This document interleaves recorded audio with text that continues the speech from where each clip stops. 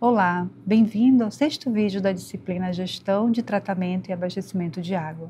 Eu sou a professora Ellie e estou aqui para acompanhá-lo em mais este momento de aprendizagem. Neste vídeo, vamos abordar a importância e o princípio de funcionamento dos processos de desinfecção, fluoretação e estabilização química no processo de tratamento da água.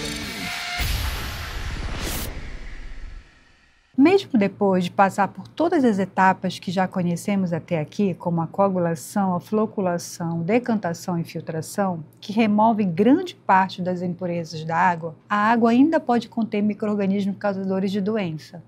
Além disso, ela pode apresentar características que afetam sua segurança, sua estabilidade química e microbiológica, ou até mesmo o gosto e o cheiro. É nesse momento que entram 3 etapas fundamentais no processo de tratamento: a desinfecção, a fluoretação e a estabilização química. Essas etapas visam assegurar a qualidade final da água distribuída à população dentro dos padrões estabelecidos. Vamos conhecer algumas particularidades de como ocorrem essas etapas no processo de tratamento.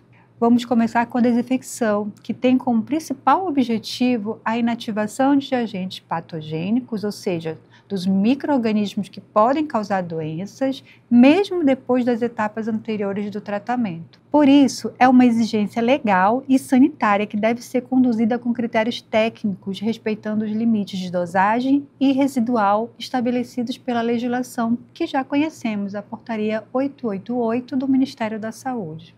A desinfecção da água ela pode ser feita por diferentes métodos, dependendo da forma como os micro-organismos são eliminados. De modo geral, os desinfetantes eles são classificados em 2 grupos principais, de acordo com o seu mecanismo de ação, em químicos e físicos. O primeiro grupo de desinfetantes age por meio de uma reação química.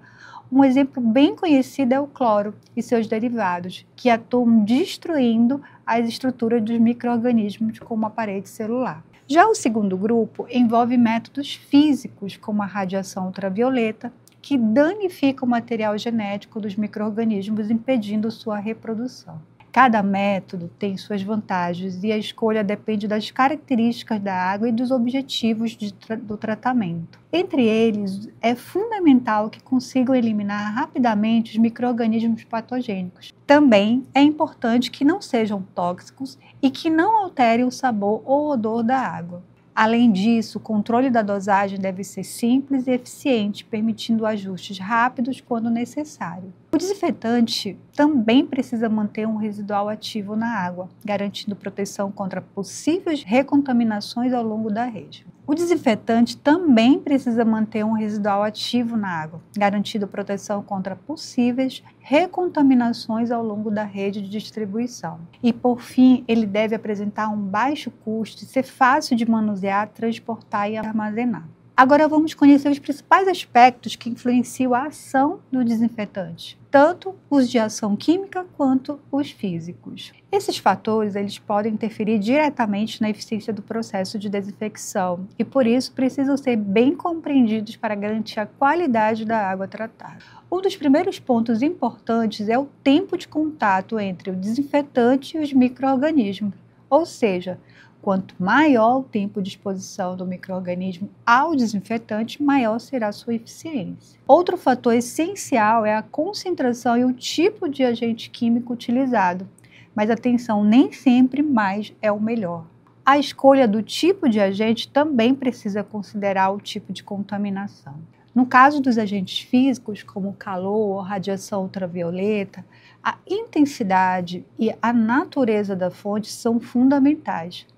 Uma luz ultravioleta fraca, por exemplo, ela pode não ser suficiente para inativar os micro-organismos. Outro aspecto é a temperatura, que também exerce influência direta. Em muitos casos, temperaturas mais altas aumentam a velocidade de reações químicas, potencializando a desinfecção. Além disso, o número de organismos presentes interfere diretamente no resultado. Quanto maior a carga microbiana, mais difícil será atingir uma desinfecção completa. Em algumas situações, quando a água bruta apresenta uma alta carga de micro-organismos, é necessário aplicar a pré-cloração. Essa etapa acontece antes da coagulação e da floculação e tem como principal objetivo reduzir logo no início a quantidade de micro-organismos presentes na água. Isso contribui diretamente para aumentar a eficiência da desinfecção final. Bem, e por fim, o tipo de micro-organismo que também representa um fator de influência na eficiência do processo. Alguns são mais resistentes do que outros. Por exemplo, alguns tipos de vírus geralmente são mais sensíveis que esporos de bactéria. Por isso, entender esses fatores é essencial para escolher o melhor método de desinfecção em cada situação. Bom, dentre os desinfetantes, o cloro continua sendo o mais usado nas estações de tratamento de água. Isso se deve à sua alta eficácia na eliminação da maioria dos micro-organismos, ao tempo de ação relativamente curto, ao seu custo acessível e um ponto bem importante é que mantém um residual ativo no sistema de distribuição da água. Além disso, pode ser aplicado em diferentes formas químicas, ou seja, tanto líquida, sólida ou gasosa, o que facilita bastante o uso em diferentes contextos. O cloro gasoso ele é um gás altamente reativo e eficiente na desinfecção. Contudo, exigem sistemas pressurizados e cuidados rigorosos, pois é tóxico e corrosivo. Já o hipoclorito de sódio é uma solução aquosa que contém cerca de 12,5% do cloro disponível e é bastante utilizado por sua facilidade de manuseio, apesar de ser sensível à luz e ao calor, o que reduz sua estabilidade com o tempo. Já o hipoclorito de cálcio é encontrado na forma sólida, geralmente em pó ou em pastilhas, e contém cerca de 65% de cloro disponível. Sua principal vantagem é a estabilidade, ou seja, ele mantém um teor de cloro ativo por mais tempo, que garante maior eficiência na desinfecção. Por isso, uma solução prática e bastante indicada para pequenas comunidades ou sistemas de abastecimento rural. Mas, apesar de suas vantagens, o uso do cloro ele exige atenção, pois estudos mostram que a cloração da água pode formar alguns subprodutos, como os trialometanos. Esses compostos resultam da reação do cloro com a matéria orgânica natural, especialmente as substâncias úmicas, o que pode apresentar riscos à saúde. Mas como avaliar a eficiência do processo de desinfecção? Ou seja, como avaliar se um desinfetante realmente é eficaz na eliminação dos micro-organismos presentes na água? Bem, para avaliar a eficiência do processo, utiliza-se principalmente dois tipos de monitoramento microbiológico. O monitoramento da concentração de micro-organismos patogênicos, onde é possível medir diretamente os micro-organismos que causam doença, entre eles estão protozoários, como a giardia, as bactérias, como a salmonela, além de alguns tipos de vírus. No entanto, esses testes são complexos, caros e levam tempo, sendo usados principalmente em situações específicas ou durante surtos. Uma segunda maneira seria o monitoramento da concentração de micro-organismos indicadores. Outra forma de avaliar a desinfecção é de maneira indireta, monitorando micro-organismos indicadores da presença de contaminação fecal. Entre os principais estão os coliformes totais e a E. coli, que indica contaminação fecal recente. Esses testes são mais simples, rápidos e apresentam custos mais acessíveis e são recomendados pela Portaria 88 do Ministério da Saúde no seu anexo 1, onde trata dos padrões bacteriológicos da água para consumo humano em função do tipo de sistema de abastecimento. No nosso conteúdo dos próximos vídeos, vamos conhecer algumas técnicas de análise laboratorial desse parâmetro de controle. Bem, outra etapa fundamental no processo de tratamento final da água é a fluoretação. A fluoretação da água é uma estratégia de saúde pública com o objetivo de prevenir cáries dentárias em toda a população, especialmente entre o público infantil. O flúor, ele fortalece os esmaltes do dente, tornando-os mais resistentes aos ácidos produzidos por bactéria.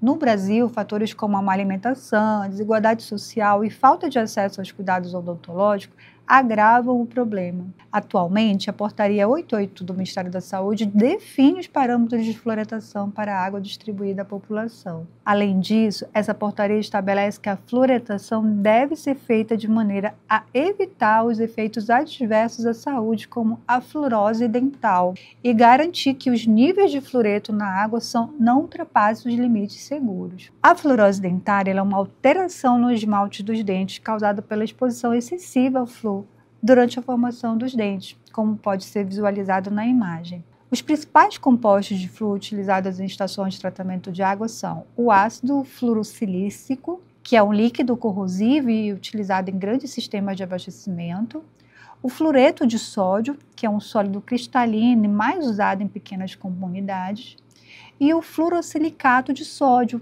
que é um sólido cristalino mais usado em pequenas comunidades também, com um custo relativamente baixo de armazenamento e manuseio mais simples. E o fluoreto de cálcio, que é um sal muito importante porque é a principal fonte de flúor no mundo.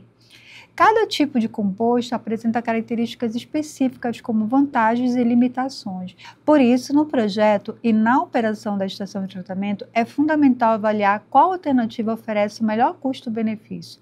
Para isso, é preciso considerar fatores como custo, facilidade de transporte e armazenamento, modo de aplicação e a concentração do princípio ativo. Bem, para finalizar, vamos conhecer agora a estabilização química, uma etapa complementar do tratamento de água, que tem como principal objetivo equilibrar quimicamente a água tratada, evitando problemas como corrosão ou a formação de incrustações nas tubulações e reservatórios de sistema de distribuição. Essas condições estão relacionadas ao pH da água, que é uma medida usada para indicar o nível de acidez ou alcalinidade em uma solução aquosa, ou seja, pHs menores que 7, nós temos uma solução ácida, igual a 7, uma solução neutra, e maior que 7, temos uma solução básica, ou seja, alcalina. As principais substâncias utilizadas na estabilização química da água são a cal hidratada ou hidróxido de cálcio, que ajuda a elevar o pH da água, o carbonato de sódio, usado para corrigir a alcalinidade, o dióxido de carbono, que pode ser aplicado para reduzir o pH também quanto necessário, e os fosfatos ou os polifosfatos, que têm um papel importante na proteção das tubulações, pois eles formam uma película que ajuda a evitar a corrosão e o acúmulo de depósitos, preservando assim a qualidade da água e a integridade da rede de distribuição. O pH da água ele pode ser alterado por diferentes fatores físicos e químicos. A presença de substâncias ácidas, como dióxido de carbono ou certos resíduos industriais, tende a diminuir o pH. Já as substâncias básicas, como o hidróxido de cálcio, de sódio, elevam esse pH. Durante o tratamento da água, reações químicas, como as que ocorrem na coagulação e na desinfecção, também podem interferir no pH, especialmente por causa dos produtos aplicados, como o sulfato de alumínio ou o cloro. Além disso, as características naturais da água também influenciam, como por exemplo as águas subterrâneas, que costumam ter pH mais alcalino devido ao contato com rochas calcárias. Assim, no tratamento de água, manter o pH dentro de uma faixa adequada é essencial para garantir a eficiência dos processos químicos e na durabilidade das estruturas do sistema de abastecimento. Manter o equilíbrio do pH, garantir uma desinfecção eficaz e realizar a fluoretação adequada são passos fundamentais para que a água tratada chegue segura à população.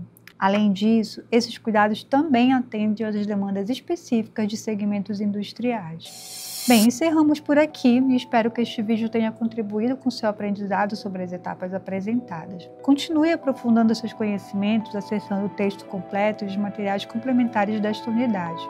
No próximo vídeo, vamos conhecer outras tecnologias de tratamento de água. Até lá!